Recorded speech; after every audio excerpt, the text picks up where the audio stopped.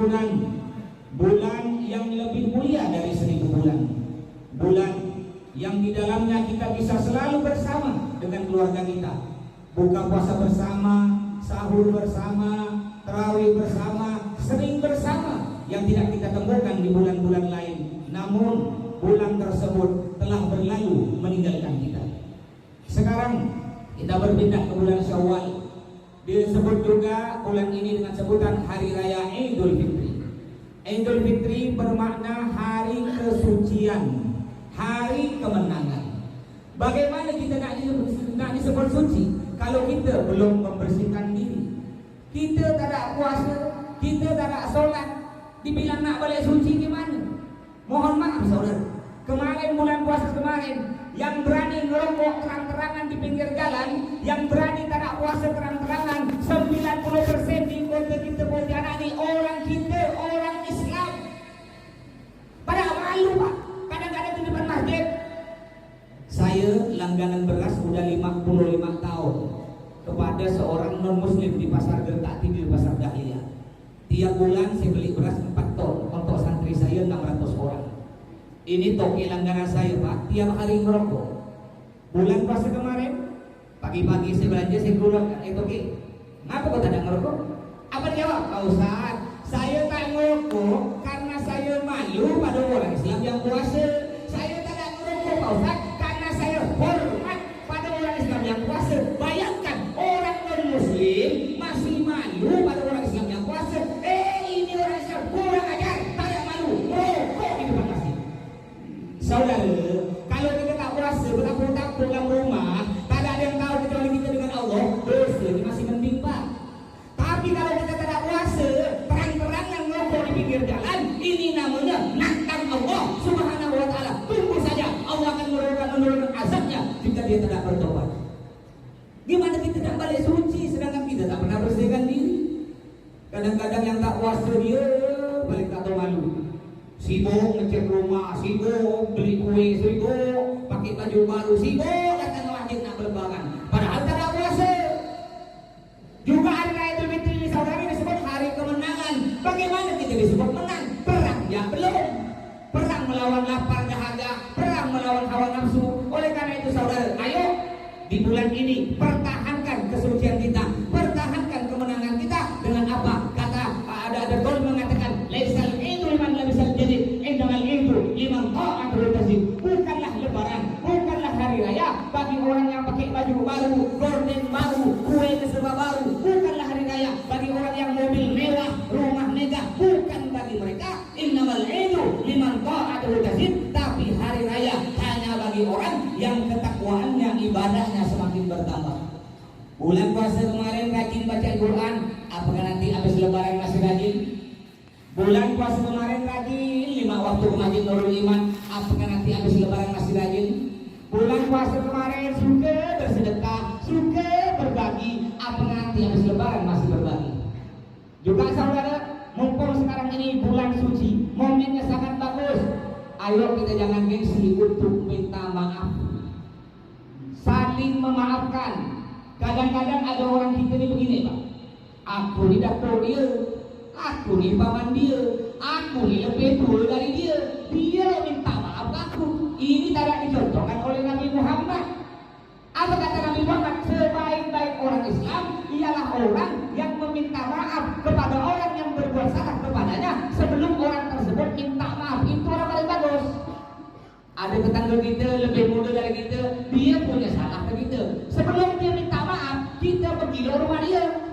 Udah aku maafkan kau. Lebaran raya-raya.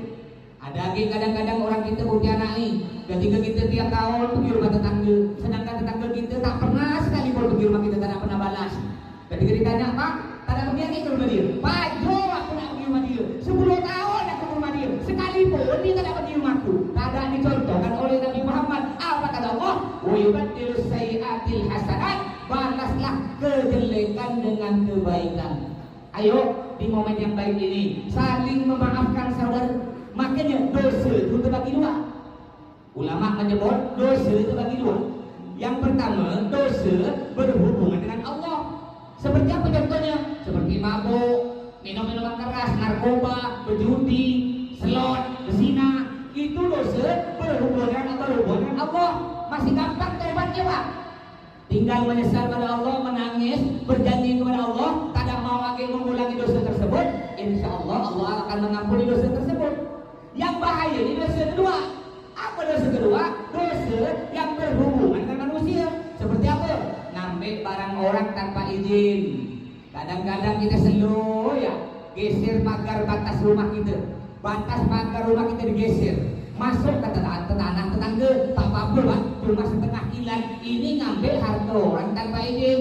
Ibu-ibu pun gitu, mohon maaf, balik belanja dari pasar Perum 2, lupa beli daun salam, ngambil boleh belanja 3 butir, tak apa Pak, ini tak boleh. Ngambil harta orang tanpa izin, ini dosa berhubungan dengan manusia. Apa contoh dosa tersebut? Seperti ngomongkan orang, gosip, fitnah, nyakiti hati orang, mengadu domba sama muslim. Ini dosa-dosa berhubungan dengan manusia. Enggak cukup kita mohon ampun kepada Allah, walaupun kita menangis kepada Allah, tidak meneteskan air mata darah, tapi kita tidak minta maaf kepada orang yang kita ambil hartanya tanpa izin, tidak minta maaf kepada orang yang kita sakiti hatinya, Allah tidak akan mengampuni dosa-dosa kita. Oleh karena itu sekali lagi saudara, mumpung sekarang momen yang bagus, jangan gengsi untuk minta maaf, jangan gengsi untuk memaafkan sebelum malaikat maut mencabut nyawa kita. Sebab kalau kita sudah meninggal dunia, kalau malaikat mencabut nyawa datang ke rumah kita, maka keluarga kita, handai tolan kita, kenalan kita, kerabat kita berbondong-bondong datang ke rumah kita, memandikan, mengkafani, menyolati dan menguburkan kita.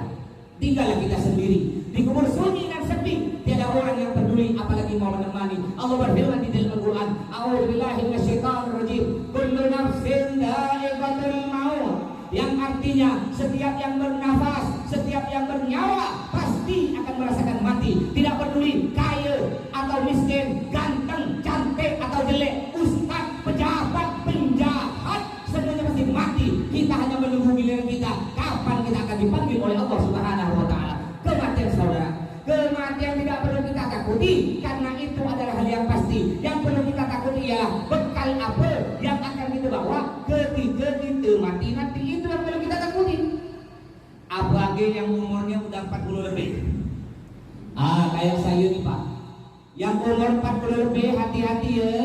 Nabi nyebutkan orang yang umurnya 40 lebih masih belum berubah, biasanya sampai mati payah nak berubah.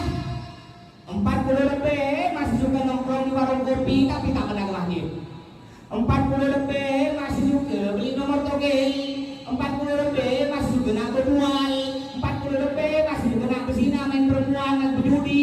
Ini biasanya kata ulama, 40 lebih kalau belum berubah sampai mati payah nak berubah.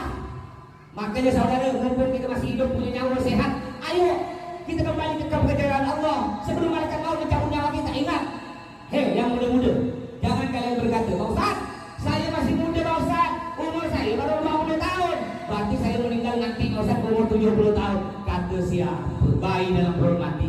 Hei, yang kaya-kaya, mungkin di sini ada pejabat, ada pengusaha, jangan kalian berkata, Ustaz, saya orang paling kaya di sini.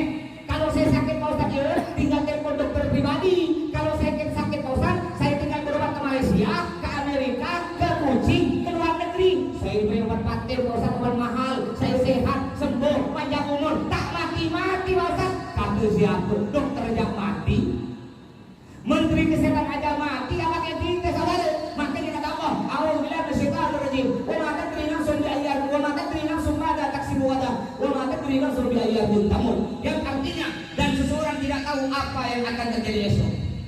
Kita tidak tahu apa yang akan terjadi esok. Mungkin kemarin ada yang istrinya yang masih sehat, sekarang udah tak bersama kita lagi Pak. Mungkin ada yang bapak emaknya tahun lalu masih sama-sama lebaran ke rumah kita, sekarang tidak ada lagi. Kemana mereka saudara? Mereka meninggal dunia, masuk ke alam baka. Kita semua pasti akan menyusulnya.